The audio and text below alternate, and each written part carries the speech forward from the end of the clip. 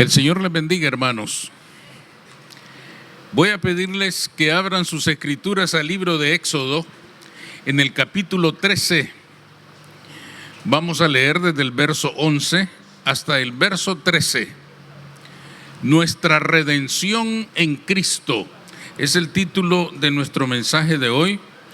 Nuestra redención en Cristo. Éxodo 13, versículo 11.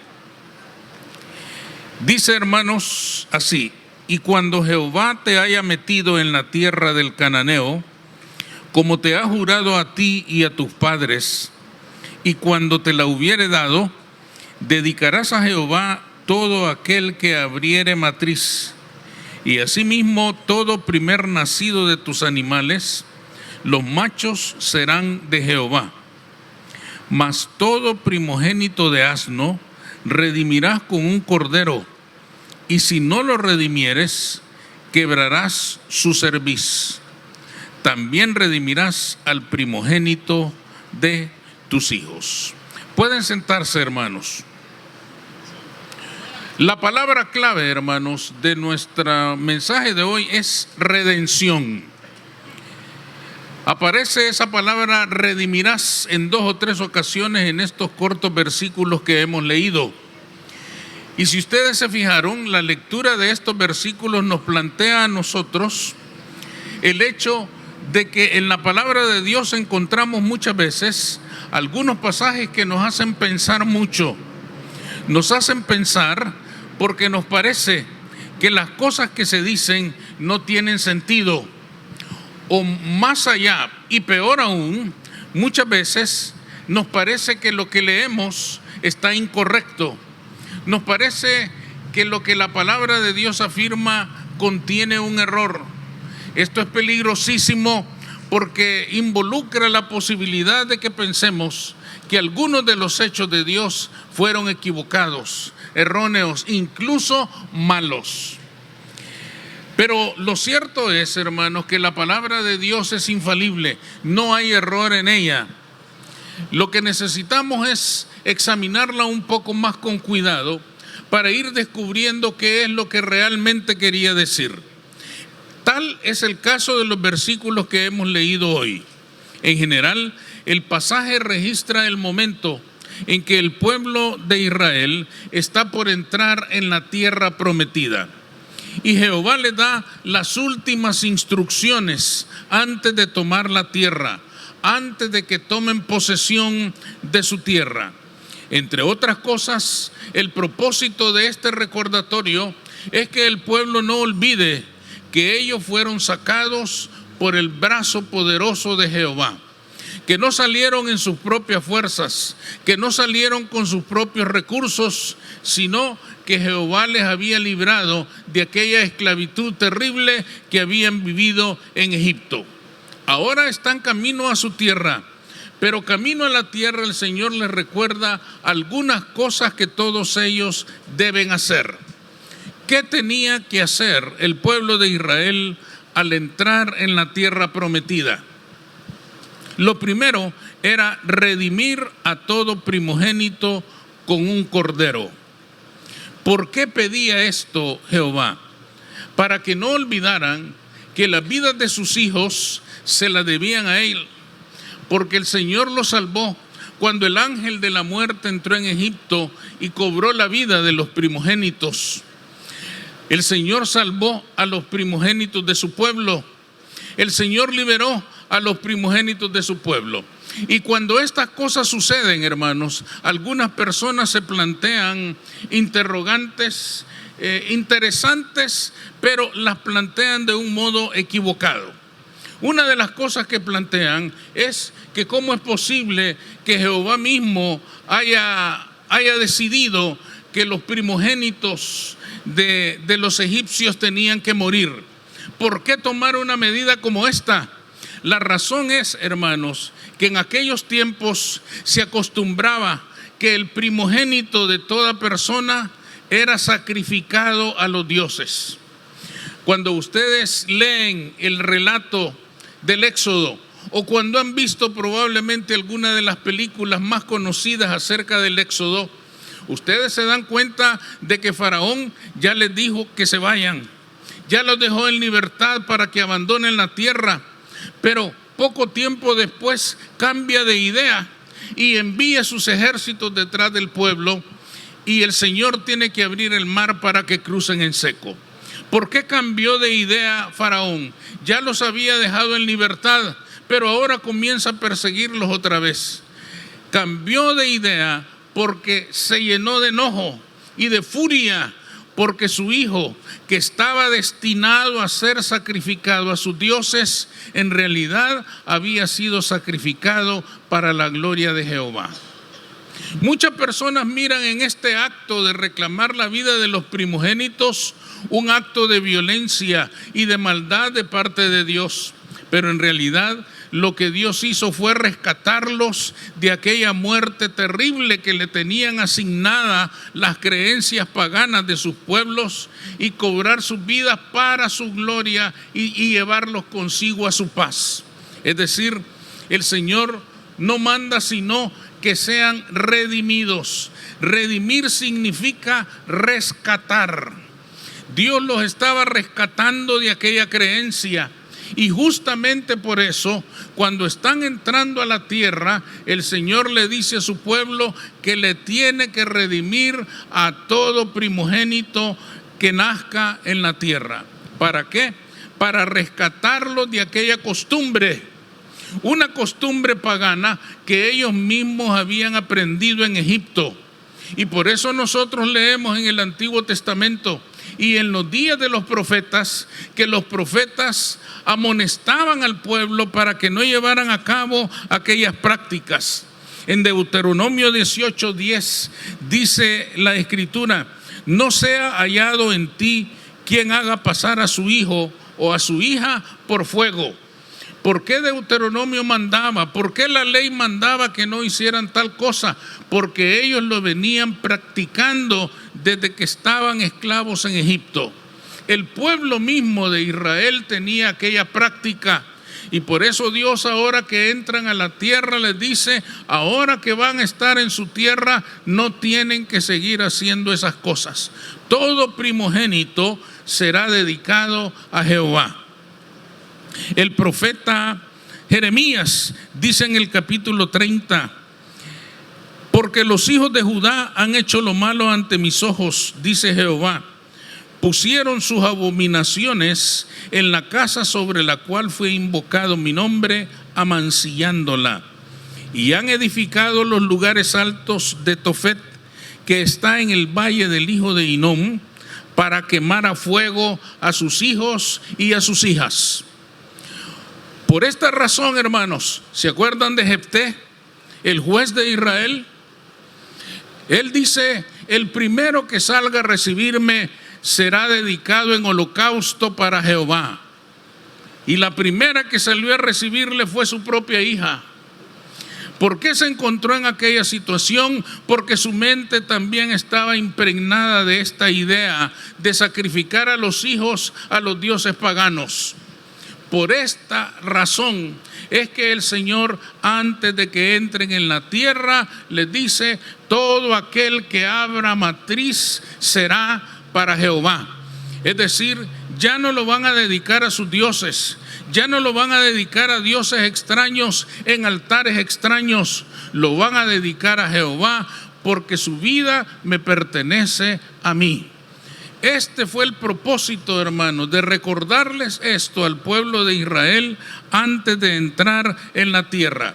Dios estaba reclamando las vidas de los primogénitos amenazadas por el paganismo, amenazadas por las tradiciones, amenazadas por la ignorancia.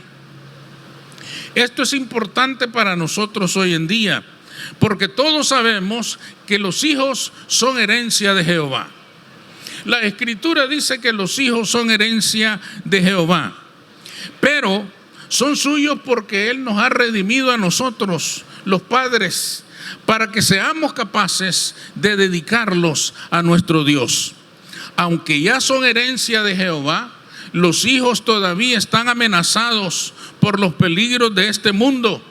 Y por lo tanto debemos asegurarnos de traerlos hacia el Dios verdadero a fin de que Él los guarde siempre. Este es un punto importante, porque lo creamos o no, muchos padres de familia están levantando altares extraños a dioses extraños y están sacrificando ahí a sus hijos. Si no, pregúntense ustedes, ¿cuántos padres han sacrificado a sus propios hijos ofreciéndoles una copa de vino en su propia casa y desde entonces quedan esclavizados al alcoholismo? Ese es un altar terrible que cobra la vida de los hijos, y son los padres mismos quienes los entregan a esos dioses extraños. Por eso Jehová dice: todo primogénito será de Jehová. Tienen que redimir a sus hijos, tienen que rescatar a sus hijos de los peligros de este mundo incrédulo para que sus vidas sean propiedad de nuestro Dios. Por esta razón, el famoso proverbio que todos conocemos, Proverbios 22 y verso 6, dice: instruye al niño en su camino, y cuando fuere viejo no se apartará de él. Un proverbio que hay que entenderlo bien. Instruir significa, hermanos, enseñar cómo se hace algo. A veces ustedes compran alguna cosa en la tienda que hay que armarlo, una mesa, una silla, lo que sea. Trae instrucciones. Si ustedes siguen las instrucciones, la van a armar perfectamente. Nosotros no seguimos las instrucciones. Nosotros tiramos todo en el piso y comenzamos a buscar: este le queda bien aquí, este le queda bien allá. Al final armamos la mesa. Se mueve un poco, pero ahí está la mesa. Pero ya sirve. Me sobraron unas 3 o 4 piezas. Yo creo que son de repuesto, dicen algunas hermanas, ¿verdad? Y ya está la mesa. Pero si seguimos las instrucciones, lo vamos a poder hacer de manera correcta. Por eso el proverbista dice: instruye al niño, lo cual no quiere decir sermonearlo, no quiere decir regañarlo, no quiere decir recordarle todos los días que se va a ir al infierno si no cumple la palabra. Significa enseñarle cómo se hace. Significa decirle: hijo o hija, así se vive la vida cristiana. Así se vive la vida cuando creemos en un Cristo que es nuestro Señor y nuestro Salvador. Hay que instruirles en el camino para que cuando fuere viejo no se apartarán de él. ¿Van a vivir crisis? Por supuesto que sí. Todos los hijos viven crisis, y no significa que se han perdido. Al final de la crisis, ellos van a volver al Padre. Ellos van a volver a la casa del Padre porque han sido instruidos en el camino. Que vivan crisis no significa que todo está perdido. Al contrario, es el momento de recordar que ellos han sido redimidos para Cristo Jesús, y de la mano de Dios nadie podrá apartarlos. Las crisis que vengan van a venir y van a pasar, y el nombre de Jehová va a ser grande en sus vidas, y van a ser fieles al nombre del Cristo que los redimió con su sangre en la cruz del Calvario. Amén. Por lo tanto, hay que enseñar, hay que instruir a los hijos para salvarles de los dioses paganos, de los altares extraños, y que sus vidas no sean sacrificadas inútilmente. Hoy se sacrifican tantas vidas de tantos niños en la moda de la homosexualidad, en la moda de todos esos movimientos que son más bien una costumbre o una opción más que un verdadero problema en muchas personas. No decimos que en todas, pero en muchas personas sí. Son altares extraños, son dioses extraños, y la vida de los hijos se están dedicando a esos dioses. Por eso hay riesgos y peligros para ellos, y por eso ahora que estamos en la tierra debemos recordar que nuestros hijos tienen que ser rescatados, tienen que ser redimidos para la gloria de Jehová. La segunda cosa que enseña este pasaje y que nos hace pensar es que había que redimir a todo asno. Es bien interesante esto, porque en el verso 11 dice: el primer nacido de tus animales también será redimido. Pero de manera muy especial en el 13 dice: mas todo primogénito de asno redimirás con un cordero. Como que de una manera especial está diciendo: en cuanto al asno, tengo algo muy especial que decirles. Él tendrá que ser redimido con un cordero. ¿Por qué era tan importante que Jehová tocara este tema? Porque el asno, hermanos, era un animal útil en aquel tiempo y en aquella cultura. Prácticamente cada familia debía tener un asno, un burro. ¿Por qué? Porque eran animales fuertes para transportar la carga, para hacer trabajos en la tierra. Un animal, hermanos, siempre lo hemos dicho, en aquellos días era el equivalente de una troca, de un automóvil, de un recurso para el trabajo. Por lo tanto, el asno era sumamente importante en las vidas de las familias de aquellos días. Pero al mismo tiempo, además de ser importante, era también un animal inmundo. El asno estaba entre los animales inmundos según la ley. Por lo tanto, el Señor mira aquí un problema. Dice: tenemos que resolver esto, porque el asno es un animal inmundo, pero también es necesario. Pero también es indispensable prácticamente para la vida en aquellos días. Entonces, la ley establece, y el Señor se lo recuerda en este versículo que hemos leído, que el asno debía ser rescatado de aquella condición. Pero si nos fijamos un poquito más, el Señor se ocupó del asno, hermanos, porque en realidad era simbólico, en el sentido de que simbolizaba al pueblo de Israel. El profeta Oseas en el capítulo 8 y en el verso 9 escribe: devorada será Israel, pronto será entre las naciones como vasija que no se estima, porque ellos subieron a Asiria como asno montés por sí solo, como asno montés por sí solo, lo cual quiere decir el asno era un animal rebelde, el asno era un animal necio, el asno era un animal al que nadie sujetaba. Ahora entendemos por qué cuando estábamos pequeños nos decían: tan burro que es este niño.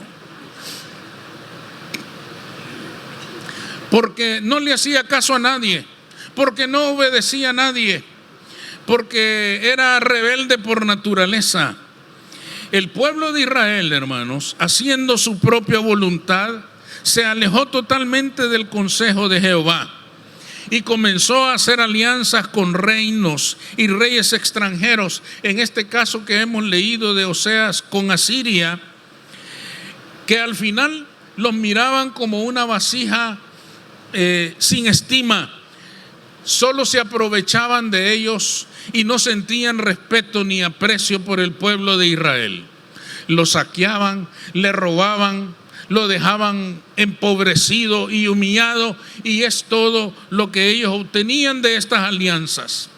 En vez de confiar en Jehová, confiaban en reyes terrenales. Con estas palabras estaba afirmando el Señor que aunque Él, Jehová, había amado a su pueblo entrañablemente, su pueblo no había sabido corresponderle. Pero hay un simbolismo aún más interesante.